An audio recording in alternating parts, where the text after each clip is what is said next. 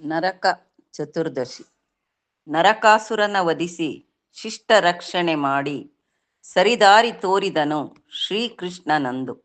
ವರಿಸಿದನು ಸತ್ಯಭಾಮೆಯ, ಪೂಜಿಸಿದ ಭುವಿಯ, ಧರೆಗೆ ಬೆಳಕಿನ ಹಬ್ಬ ನೇತ್ರತನೆಯೇ.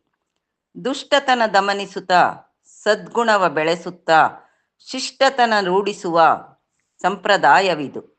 ಶ್ರೇಷ್ಠತೆಯ ಆರಂಭ ಮನದ ಕತ್ತಲೆ ಕಳೆಯೇ, ಜ್ಯೇಷ್ಠತೆಯ ಪಡೆಯಿರೈ ನೇತ್ರತನೆಯೇ.